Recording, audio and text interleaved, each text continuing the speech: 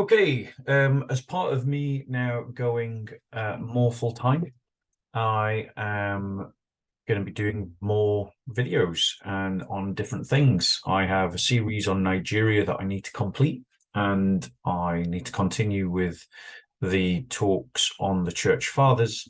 But I also want to start a new series of, and that's what you're about to start here with me, is a Christian reading the Hadiths.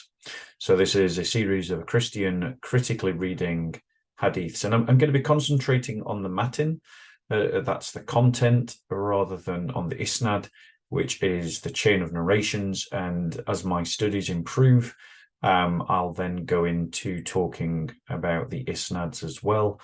But for the moment, I just want to talk about the matin, and I'm going to go through them systematically, and we're going to go through the whole lot. We're going to go through Sahih Al Bukhari, Sahih Muslim, Sunnad, and Nasai, Abu Dawud, Jamiat Tirmidhi, Sunan Ibn Majah, Muwatta Malik, Musnad Ahmed, Riyad Us-Salihin, Shamil Muhammadiyah, and a whole bunch of others. But obviously we'll start with Sahih Al Bukhari. And so we'll start with Sahih. There's different number. The thing you need to know, and this caught me out once, is that there are different numbering systems. And so I'm going to give a numbering system that I think is becoming mainstream, because it's a simplified numbering system. So Sahih Al Bukhari 1, but other reference systems count it as book 1, hadith 1. Others count it as volume 1, book 1, hadith 1. So without much further ado, let's begin. So it's narrated by Umar bin al-Khattab. I heard Allah's messenger saying, "The reward of deeds depends upon the intentions, and every person will get the reward according to what he has intended. So whoever emigrated for worldly benefits or for a woman to marry, his emigration was for what he emigrated for." Now, just thinking as a Christian, it seems to me that this text is talking about, it's emphasizing the nature of your intentions, and the importance of intentions in the works that you do. Especially in terms of becoming a Muslim, so that if you become a Muslim because you desire to know Allah, you desire to know truth, you desire to know what is right according to the Islamic schema, then your reward will match your intention. But if your intention for becoming Muslim, as increasingly we see this being the case, like Muslims who've simply become Muslim because their husbands are Muslim, or Muslim men who've become Muslim because they want to find a wife. These people, their emigration was for that reason. It wasn't for Allah. So their intention is something less than what it should be.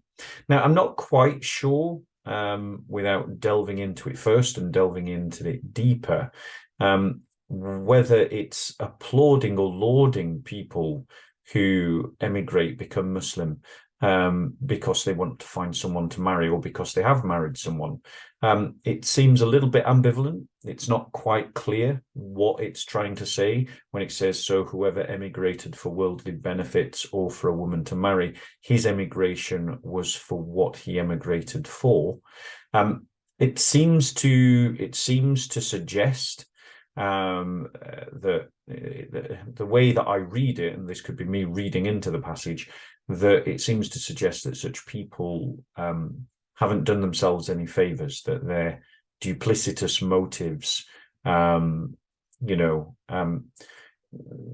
result in that they get a reward in this world but not in the next, possibly. I don't know. I'm sort of conjecturing, and this is going to be an honest interaction with the hadiths.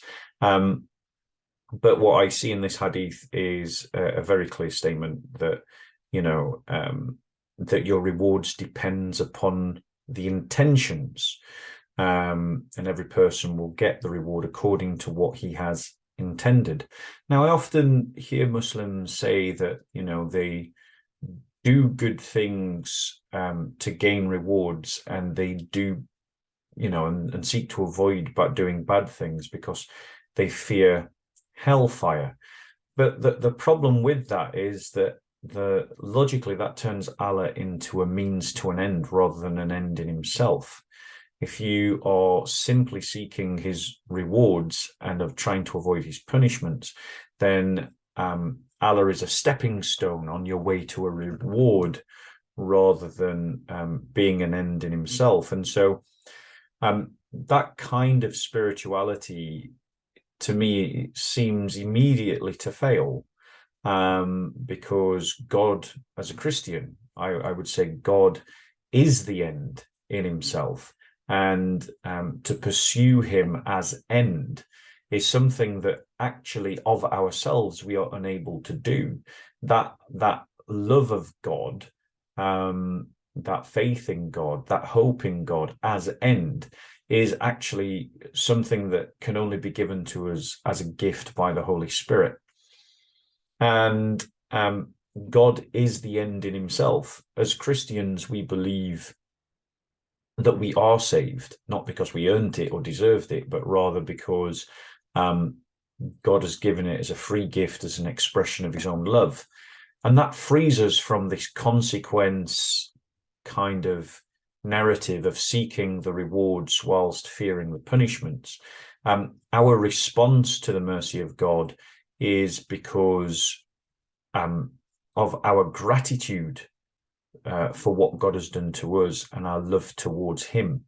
And so our desire is to see God in the face. Our desire is to know God intimately, because that for us as Christians is its own reward.